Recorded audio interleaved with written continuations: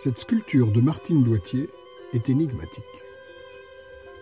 Le personnage d'un tableau, peint en 1972 et appelé le face-à-face, va s'incarner 3 ans plus tard, en 1975, dans un tronc de mélèze de 80 kg qu'elle va sculpter puis peindre et entourer de mécanique et de ferraille. Des mécaniques improbables qu'on retrouve dans des tableaux comme l'autoportrait aux horloges de 1972 ou À l'usine, peint en 1976.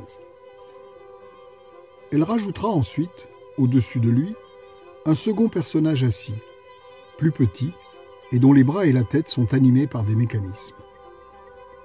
Nous avons retrouvé récemment une liste annotée de la main de Martine, où elle avait choisi pour cette œuvre le nom de Monsieur Martin, en quelque sorte son double masculin. 2 personnages donc, pour Monsieur Martin. Un double, lui-même double. Une mise en abîme, récurrente dans l'œuvre de Martine, qu'on retrouve dans son dernier tableau, l'autoportrait, qui est un portrait d'elle, peignant un autoportrait. Dans cet ensemble, qui malheureusement n'est plus en mouvement car il doit être restauré, le grand personnage de bois, assis placidement, nous fait face et nous regarde de ses grands yeux angoissés. Il n'a pas de bouche. Avec le personnage du tableau le face-à-face, ce sont ces 2 seules représentations humaines sans bouche. Dans l'interview, dans lequel elle décrit Monsieur Martin, elle ne parle pas de l'absence de bouche, comme une nouvelle mise en abîme. Ses pieds sont entravés par un amoncellement de pièces mécaniques.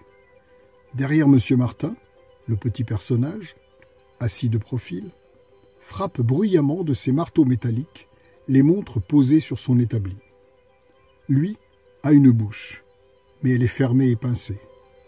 Un lampadaire, avec une énorme ampoule, chapeaute le tout et éclaire cet ensemble animé. Les 2 personnages sont entourés par un complexe et improbable mécanisme composé de roues en fer, en acier et en aluminium. Il y a un robinet, un tuyau et une chaîne de vélo, ainsi qu'un inattendu cadran de mano-vacuomètre, un instrument permettant de mesurer la dépression. Le vacuomètre est aussi appelé indicateur de vide. Mesurer le vide, ne pas pouvoir parler, avoir les pieds entravés et briser le temps. Cet automate, qui porte sur son vêtement le nom de l'artiste, recèle bien des mystères. Écoutons ce que Martine en dit dans une interview. La sculpture, c'était quand même un accident, puisque ça a été une envie un petit peu de sortir de la peinture et de concrétiser certaines choses, mais c'était un accident. Je crois que ce personnage-là, il s'est un petit peu créé tout seul, et je crois qu'il va exister très longtemps, en fin de compte, dans ma peinture. Je ne peux pas changer comme ça du jour au lendemain un personnage. En réalité, il a de grands yeux, il est toujours plus ou moins angoissé, il est toujours plus ou moins critique, et en fin de compte, ça c'est ce que moi je vois, c'est ce que moi je ressens. C'est toujours une histoire qu'on raconte, et on ne peut pas raconter l'histoire des autres, donc on raconte la sienne et par rapport à soi, donc il est évident que ça finit par vous ressembler. J'ai demandé la bourse de la fondation pour pouvoir acheter un énorme camion et pour pouvoir la mettre à l'intérieur et continuer cette sculpture, c'est-à-dire utiliser le camion en tant qu'environnement et sculpture en soi, c'est-à-dire que j'y mettrais de nouveau des mécaniques, des machines, des personnages, fabriquer réellement tout un monde autour de cette sculpture.